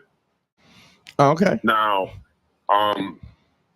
in those type of interactions, you preach a lot, like never have those interactions be transactional. Well, here's my point. Here's my point. When I talk about things not being transactional, right? The first phase there's different phases of laying the 5 bricks. So I also, we would have to kind of sit down and talk about where you're at and if you should. And so there's a way that there's different phases of that where it's sort of like if you play video games. Exactly, Lethal. You make it transactional when you ask her out. The point is that when you look, if she's interested, right? If she's interested and you go in like that, right? Then you're in. But if she's not interested, you don't really have a chance to kind of build the attraction. Do you know what I mean? Yeah. Like, so when you go right in, and don't get me wrong, you you can try that if you don't mind but it's almost like I don't know if you've heard me say this before. So many guys will, they'll be on the apps, right? And they'll be on the apps, and then they'll going out with a girl on a date without ever making a phone call, and and then they go out on a date, and then they don't know how to time travel, or you're not like, you're really like, foreplay. There's laying the 5 bricks and all these other things is foreplay to get you to a higher level of success. And when you skip these levels, what you're really doing is you're rolling the dice and you're hoping for the best. So when you pay the compliment, if the compliment is received and it's honest and it's non-transactional, what happens is the defense, because think about it. So I'm assuming that this girl was attractive. If you thought she was attractive, at the very least, no matter how we look at, we might have a difference in taste or something, I would have to assume that she's attractive to some extent, right? So she probably gets other guys hitting on her, right? So there is a defenses is up. You know what I mean? She's always, because guys are always hitting on her, and guys are always trying to put something in her. Do you know what I mean? So unless she's trying to get somebody, right? A straightforward kind of approach with that is it's fine if she likes you, but if she don't like you, you're not even giving yourself the foreplay to get you to the point where you have a conversation,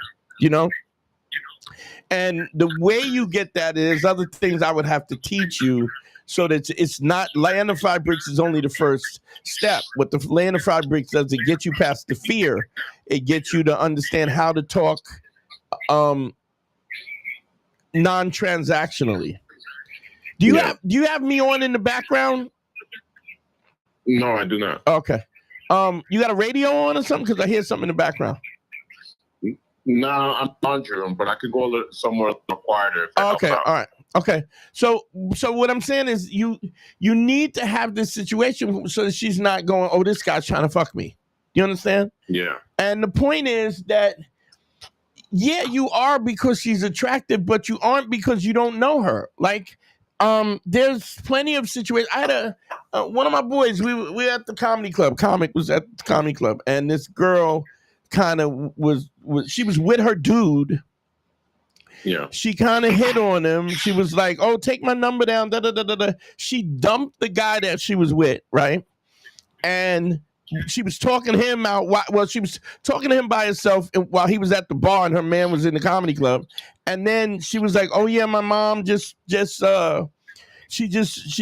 had me committed to a mental institution 2 weeks ago. And she was like, and then she dumped the guy, and then she left, changed her clothes, drove back to the club and met him there, and jumped out the car like she knew him. Hey, what's up? I was texting you. Why didn't, look, I get it, because she was definitely a willing body, but man, you crazy if he had left with this chick. Do you know what I mean? Yeah. So no matter how bad a chick is, unless you have vetted her, right? And this will happen when you don't have options and a woman is really attractive. You don't ever go, you just go, well, she's attractive. She's trying to get it. I'm going to give it to her. But when you start to understand what your value is and that what is at stake, you can end up in a really funky place by not doing the right thing, So I understand she's attractive, but you still need to vet people. And when you are paying an honest compliment and then you're having these conversations, it's a vetting process. And because of the fact that you're not sure that you want to deal with this chick simply because she's attractive, that is the thing that creates the interest. The fact that she has your full attention and she's earned nothing. She has said nothing interesting other than, you're delivering her shit, and you find that you're attracted. Man, have a conversation with her first. Yeah. And so what you've created a transactional situation that's not going to work out for you. Or if you're lucky, she's not out of her fucking mind, or she don't have a boyfriend, an angry boyfriend, and maybe, you know what I'm saying? There's so much that it can happen that you open yourself up to, because you're not even you want to go right from 0 to 100, which is basically saying, I don't value my time, my energy, or who I am. Yeah, I'm confident in how I look because I'm a semi-attractive looking dude. I make good money. and I'm a very social guy. Yeah, but what I'm saying is you didn't attractive isn't enough. Yeah, but you didn't qualify her. Mm-hmm. Like, what if she was out of her fucking mind? You understand what I'm saying? That is a possibility. It's a huge possibility. Not only that, but I mean, what if you didn't like her?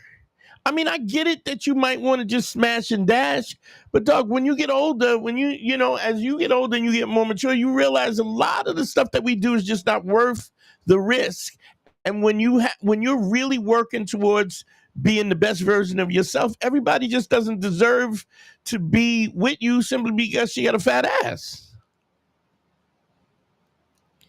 So that's true. So the same way that we are being vetted by women, you should vet women. And when you are vetting women, they know the difference.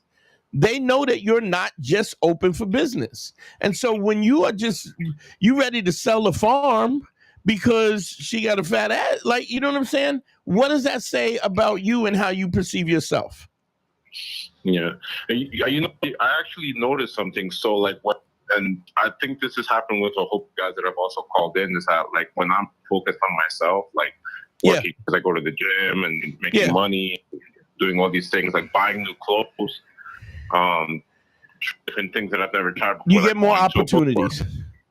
Yeah, you get more opportunities. Right. So girls that I don't find attractive and that I'm not really talking to transactionally, always find me attractive. And was like, oh, like, what's your number? Where are you from? I like to know you. And I'm like, I'm not interested, but it's a pleasure to get to know you. Understand this. It's not just because the ones that you're attracted to are not attracted to you. It's the fact that you become unattractive because you're thirsty. Mm-hmm. You understand? Yeah, that makes sense. She's attractive, so like, I want this one. Right, so now it becomes transactional, and that's what they were saying in the comments. Now because you're attracted to him, because you like, I've decided this one is the one, right? Then big shout to Brandon Top Notch. Thank you for the $4.99 in super chat from Notting Hill Carnival. Thank you, my brother, my Antiguan brother. But you know, that's what everybody's saying. The fact that this is one that you've decided. That this is the one, when she's done nothing to earn that. Yeah. So, a quick question: how do I get to that point where, if I do find a woman attractive and I'm interested in her, besides vetting her, how can I approach it in a way that doesn't come off as like thirsty? First of all, you gotta, look. There's things that I would have, like, we would, I mean, I don't want to put it like this, but this is a process that takes me, that I would have to coach you.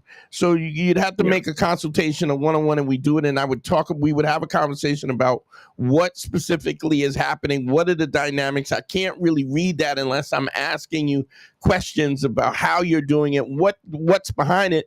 Because what happens is the attraction, it's like, you ever heard of the word je ne sais quoi? It's that unseen thing, but you can't fake it. You have to get it. So women are super intuitive about reading men, because like I've said before, the empathy tells us that women have to be careful about who they deal with, because it could mean their life if they pick the wrong guy. And so they're really good at it. They're better than we ever could be, because our life is not at stake when we see, when we're dealing with people and deciding to go out and get in somebody's car, come to somebody's apartment. It's a way different thing. But the point is, you can't fake not being insecure. You got to actually be not insecure.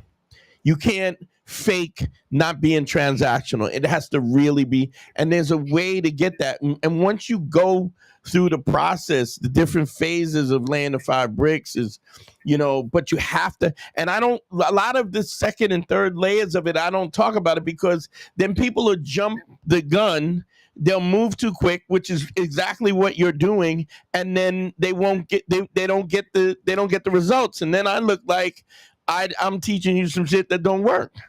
Sure, if you lay the 5 bricks and you end up not being as tongue-tied, you felt less comfortable, you're more comfortable with yourself, you're it's easier to talk to people, but there are levels to that where you get to the point where you know what to say that triggers attraction, the things that the fact that it's not transactional, the fact that you're not speaking to her in a way that feels transactional, even the tone of your voice, your body posture, your body language, the speed in which you speak. It's like when you're talking to these women that you're not attracted to, trust me, boy, you're different. You're a different person because you don't want That's something. true.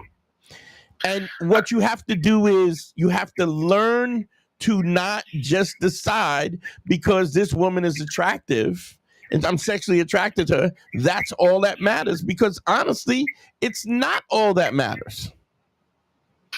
It is all that matters up front for the attraction. But imagine this woman would have said yes, right? Came in your house. She was like, why don't you slip into something? Go take a shower. I'll be here when you get back or whatever. And then while you're gone, she goes through your stuff or goes through your wallet or whatever, and gets your social security and takes your, you know what I'm saying? Any number of things could happen. So, but you've decided in your head, hey, she's attractive, so I'm all in. You get what I'm saying? So it is transactional, and she feels that it's transactional. That's why she's dismissive. See, if you didn't ask for nothing, there's a funny video online.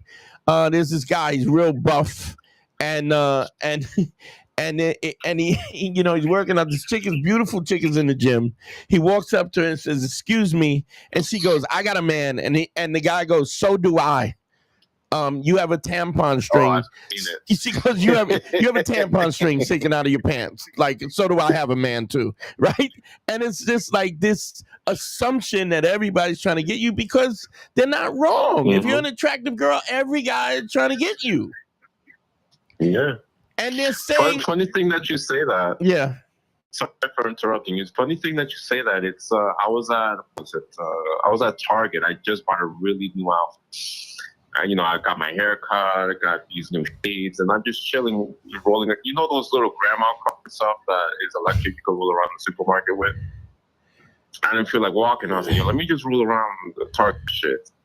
And this really attractive girl, I think she works for like 18. She stopped me and we were just talking, and she's just smiling, giggling, and I'm just like, is this girl flirting with me? Yeah. Or is she trying to sell me just AT&T coverage? Yeah.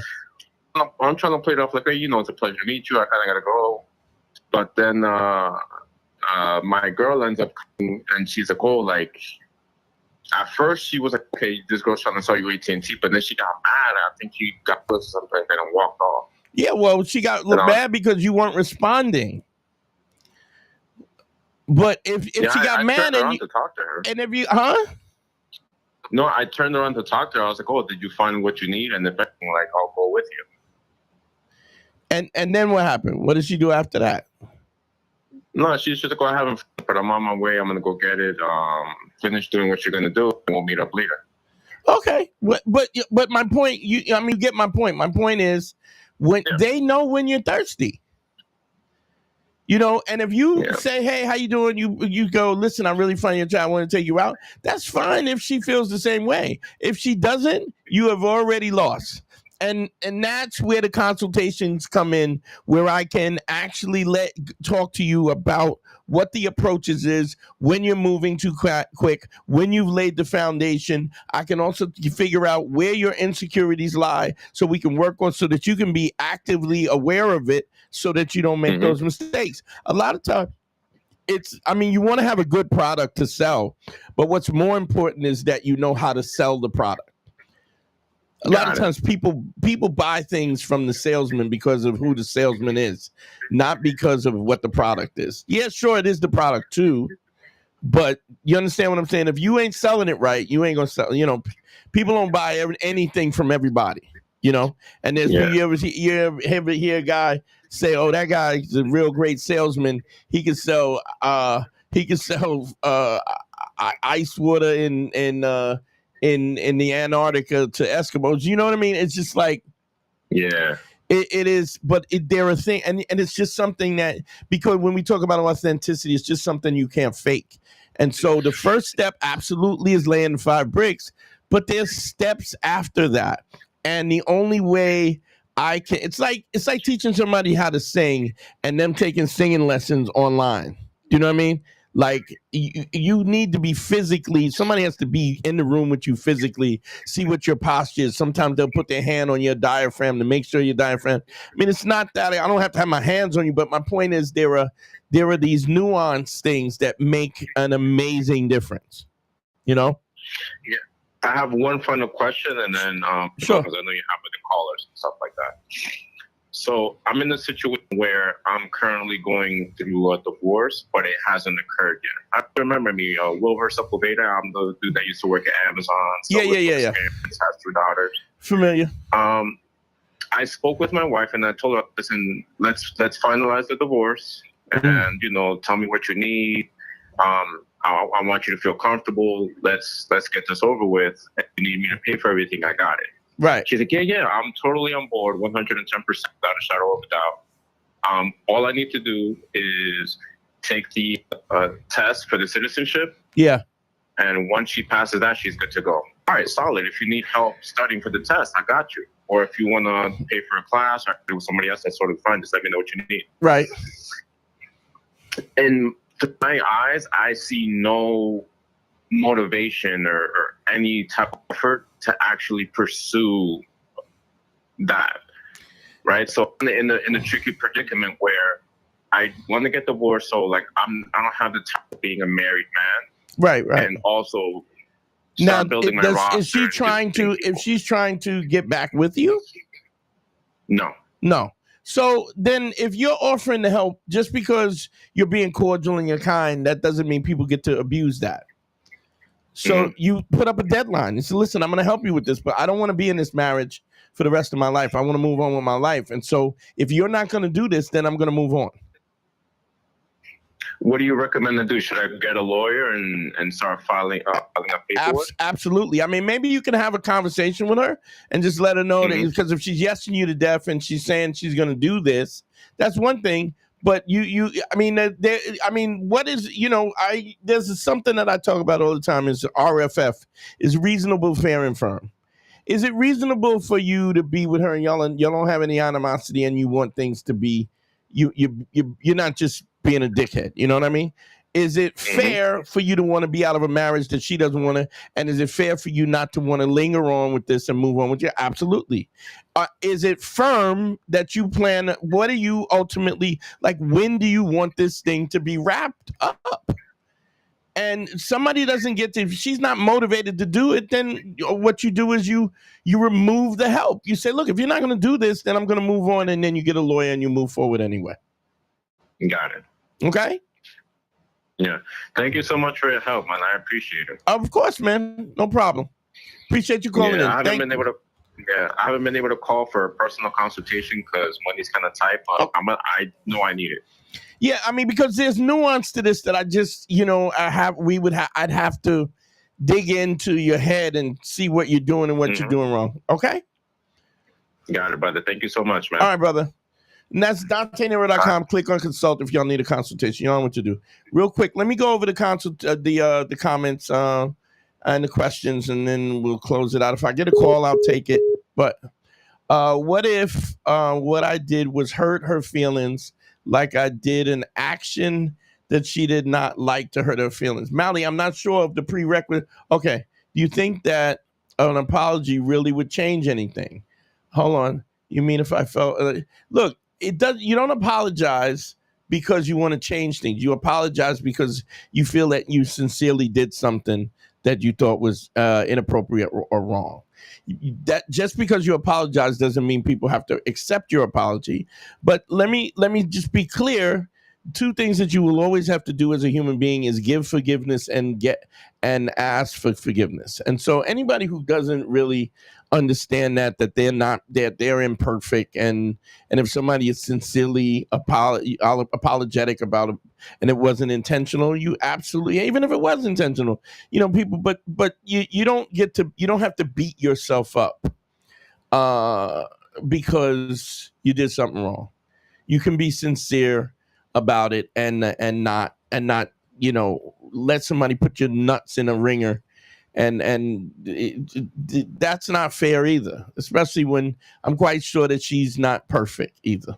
Okay, so that's let me make sure I got all of it from Mally. Yeah. And if don't give an apology because she demands it. If you don't think you're wrong, then you're not wrong. Then but apologizing. What about you did act that way? I wanted you to say sorry. If you're not sorry, you don't say sorry. Understand righteously. The bottom line, when you do that, what you're doing is you're losing credibility. When you apologize and you don't think you did anything wrong, what you're doing is you're being unrighteous. In the meantime, I had other girls that dealt with me, but just on some guy sex stuff. Now the question is, Mally, were you in a relationship with her? Was there a prerequisite with the fact that she expected fidelity? That is the key point. If she expected fidelity, but y'all never had that conversation, you can have that conversation. But if that's not what you want to do, because she's hurt by the fact that you are interested in other women or interested and not ready to settle down, nobody gets to do that. They don't get to dictate what her expectations doesn't dictate what your happiness is. So and if you said, okay, so I'm looking at it now, says you were clear that you're not interested in a relationship, then you don't apologize for it. Because apologizing for it, right, says that you're sorry that you don't want a relationship. And that's misleading. You can say, look, you can say, listen, you can say, I didn't want to hurt you, but I made myself clear in the beginning that I didn't want a relationship. And if this is going to be a problem, then it's best that we don't rock no more. And a lot of times you're saying she latched on you immediately, and I let her because it wasn't really bothering me. But the point is, now it's bothering you. There's no way in a situation that you're not clear about what your intentions are, you know what's going on, and you don't make it clear, that it doesn't end up being your problem. You see? And that's my point. This is why the righteousness is always important, because it always comes out and bites you in the ass. Now, if you made it clear, and she says, and she didn't believe you, or now what happens is she's holding you hostage, and she's making you be a boyfriend when you don't want to be a boyfriend, when you already made it clear that it's a boyfriend. So you have to go, hey, listen, we talked about this in the first place, and if this is not what, if you're looking for something else, you need to go find it, because if you expecting this from me, you're going to be disappointed. That and you don't change that, you don't have to be a dickhead, but you do have to be clear. And if she finds it offensive that you're being honest, and she wants you to be, because there's no situation where this turns out good for you. She will, once you budge and you give concessions, you will always give concessions. Because that's what you're teaching her. That's the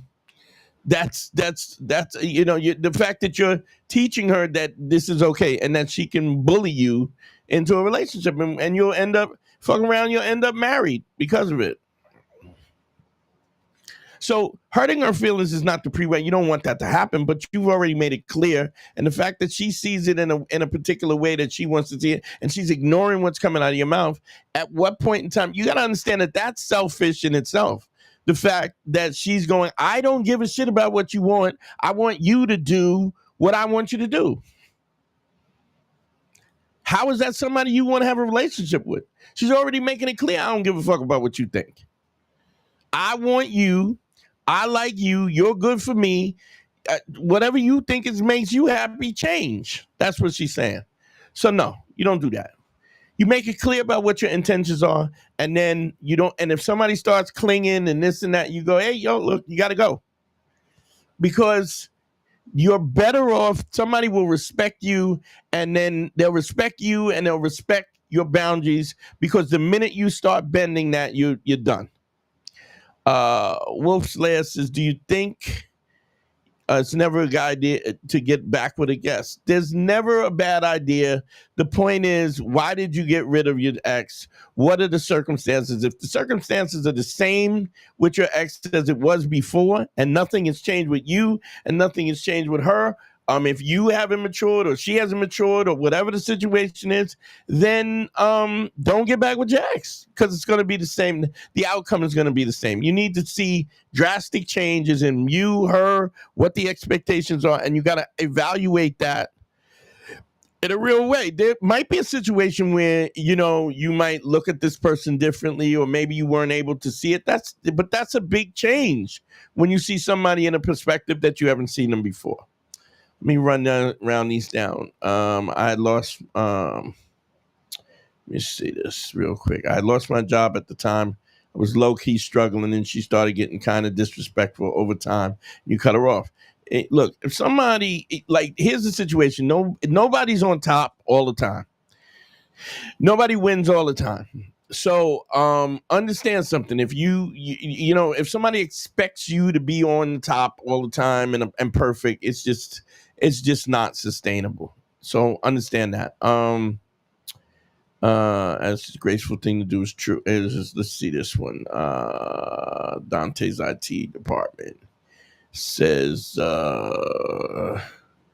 it's not that you want to acknowledge it as a graceful thing to do, then sure, but if you don't care, then you don't care. Exactly. You got to be true to what you actually think. Understand something, that this chick is trying to bully you. At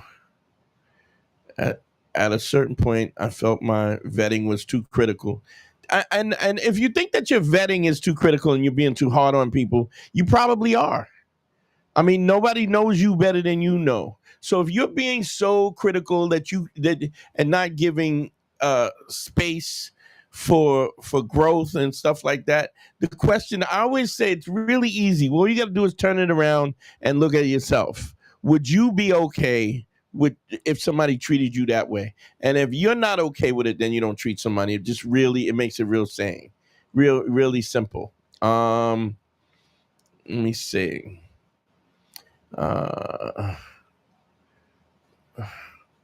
Yeah, that's exactly what I said. Dante's IT department. And if you're not giving enough, I'm not apologizing for something. I'm sorry that you hurt. I'm sorry that you're hurt by this, but I made it clear about what my intentions were. Not an ex situation is a long time. Never committed, but I did like her. Never told her we were exclusive. Yeah, then you don't owe somebody that if that's not what you and if it's not what you want. How unfair is it for you to mislead somebody that it is something that it's not, and then they go on thinking whatever the heck they're thinking or whatever. Be clear and be firm, reasonable, firm, and fair. It's the best way. It's the best checklist to go by. I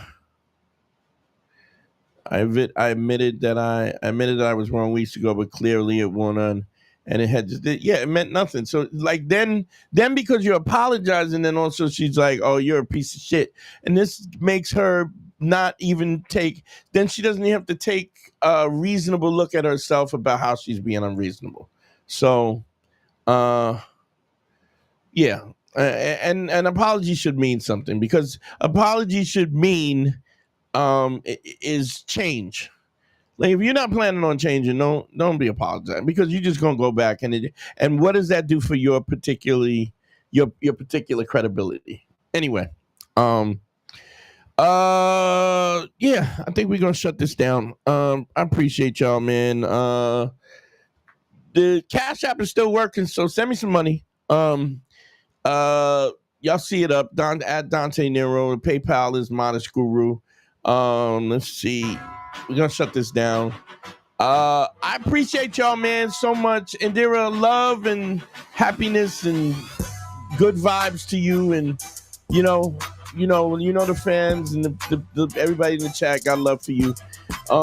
Big shouts to everybody that called in today, everybody that was in the chat. I love y'all, man. We will be live on Tuesday. I think, because I might have to, you know what? We might not, because I gotta pack and I gotta leave that early in the morning. But I will put up a thing on the I'll put up a thing on the on the YouTube, a message to see if we're gonna do it. Anyway, GYBB, get your balls back. WWDD, what would Dante do? Sexual Revolutions being podcasted, y'all. Don't forget the Patreon, patreon.com/manschool202. Don't forget the one-on-one consultations. DanteNero.com. Click on consult. Also, like, subscribe, and hit the bell so y'all can get me. Peace. We out of here, y'all.